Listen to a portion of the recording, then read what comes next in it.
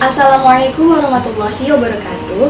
Halo semua, pada video kali ini akan membahas mengenai 3 tahapan dalam mengembangkan literasi bahasa pada siswa dengan saya, Lulu Fadia Ayunda Putri. Tahukah kalian anak-anak bahwa tingkat literasi di Indonesia masih tergolong rendah berdasarkan penelitian yang dilakukan program for International Student Assessment atau PASI pada tahun 2015 menyebutkan bahwa Indonesia menempati ranking 62 dari 70 negara yang disurvei.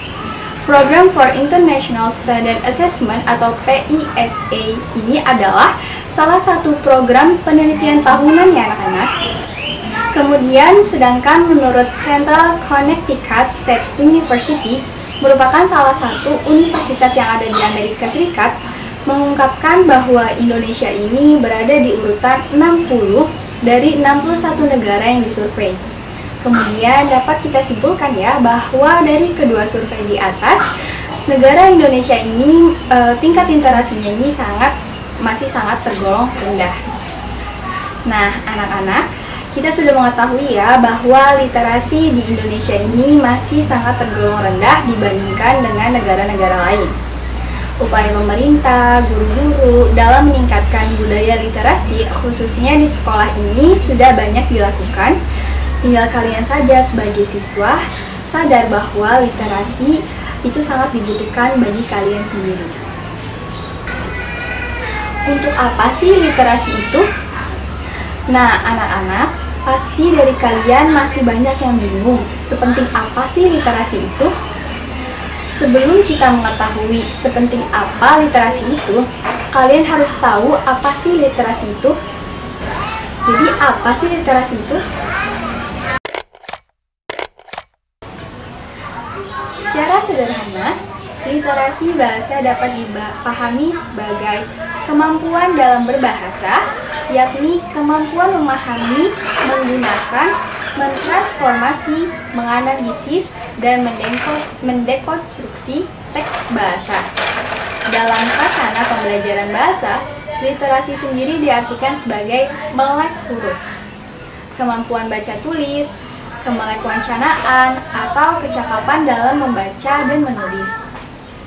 Sedangkan dalam konteks penggunaan bahasa, literasi merupakan integrasi kemampuan keterampilan menyimak, berbicara, menulis, membaca, dan berpikir kritis. Perlu kalian ketahui bahwa dalam ranah pembelajaran ini, kemampuan literasi adalah kemampuan penting yang harus dimiliki oleh kalian. Pada saat ini, sudah banyak sekolah yang berusaha untuk meningkatkan kemampuan literasi pada siswanya. Sudah banyak usaha-usaha pemerintah dan guru-guru dalam meningkatkan minat literasi untuk kalian. Kalian sebagai siswa harus mengikuti tahapan-tahapan untuk meningkatkan literasi kalian, terutama literasi bahasa yang sudah diprogram oleh sekolah. Apa saja sih tahapan-tahapan tersebut?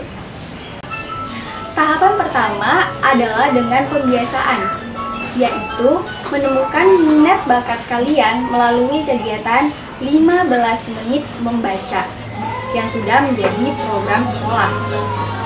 Sesuai dengan Peraturan Menteri Pendidikan dan Kebudayaan Nomor 23 Tahun 2015 mewajibkan para siswa untuk membaca buku minimal 15 menit sebelum melakukan kegiatan belajar mengajar di sekolah setiap harinya. Permendikbud ini juga menyebutkan bahwa buku yang dibaca adalah buku konteks pelajaran. Dengan tahap pembiasaan ini dilakukan membuat kalian membiasakan atau terbiasa untuk mengenal buku. Dalam artian tahapan pembiasaan ini dimaksudkan agar kalian terbiasa membaca buku tanpa diminta. Kemudian, kegiatan pada tahap pembiasaan ini antara lain menumbuhkan minat kalian terhadap membaca secara bertahap, sehingga kalian dapat menambah ilmu pengetahuan serta dapat memenuhi kebutuhan informasi kalian. Dalam konteks pembiasaan, suatu hal memang harus dilakukan supaya seseorang dapat terbiasa melakukan hal tersebut. Seperti halnya ketika kamu bangun tidur, pasti hal yang kamu lakukan setiap pagi adalah kegiatan mencuci muka atau sikat gigi. Maka hal ini akan menjadi kebiasaan karena terus-menerus dilakukan. Sama halnya dengan kegiatan membaca selama 15 menit yang dilakukan para siswa, sehingga siswa akan terbiasa dengan membaca. Kemudian di tahap kedua ini adalah pengembangan, yaitu meningkatkan kemampuan literasi melalui kegiatan menanggapi buku pengayaan. Setelah melakukan kegiatan pembiasaan, kalian dapat mengembangkan literasi dengan menanggapi bacaan kalian secara lisan dan tulisan. Melalui buku pengayaan yang tersedia, selain dengan buku pengayaan, bisa juga menggunakan komputer dan internet untuk kegiatan pengembangan. Pengembangan ini contohnya seperti kalian yang sedang menonton kartun di televisi. Kemudian mereka dapat menanggapi kartun tersebut dengan kalian mengatakan bahwa kartun tersebut lucu dan menyenangkan. Dari hasil menonton televisi tersebut, dapat disimpulkan bahwa seorang anak dapat mengembangkan hasil pengamatan mereka melalui menonton televisi. Kemudian tahap ketiga adalah pembelajaran, yaitu meningkatkan kemampuan literasi kalian di semua mata pelajaran dengan menggunakan buku pengayaan. Dengan meningkatkan kemampuan literasi di semua mata pelajaran, menggunakan buku pengayaan dan strategi membaca di semua mata pelajaran yang sudah dirancang oleh pihak sekolah. Ketika kalian sudah terbiasa menanggapi suatu hal yang biasa kalian tanggapi, maka itu akan menjadi pembiasaan ketika menemukan hal baru lainnya.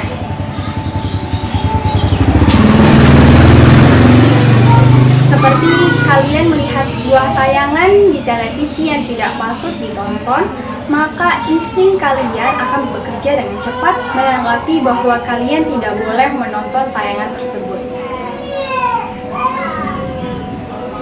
Nah, ketika kita sudah mengetahui 3 tahapan tadi, maka kita bisa dengan mudah membudidayakan literasi, terutama literasi bahasa di sekolah yang masih tergolong rendah. Nah, anak-anak, penguasaan atau kemampuan literasi ini dapat dilakukan dengan berbagai cara. Dengan melalui 3 tahapan yang tadi kita bahas, yaitu pembiasaan, pengembangan, dan pembelajaran, dapat meningkatkan minat siswa terhadap literasi di Indonesia. Budidaya literasi bahasa di sekolah sangat penting, karena salah satu tokoh expert mengatakan bahwa salah satu tujuan pembelajaran literasi adalah membantu siswa memahami dan menemukan strategi yang efektif dalam hal kemampuan membaca dan menulis, termasuk di dalamnya kemampuan menginterpretasi makna teks yang kompleks dalam struktur, tata bahasa, dan sintaksis. Saya kira cukup sampai di sini materi yang saya dapat sampaikan. Semoga materi yang saya paparkan dapat dipahami oleh kalian semua. Sampai jumpa di video selanjutnya. Kurang lebihnya mohon maaf. Wassalamualaikum warahmatullahi wabarakatuh.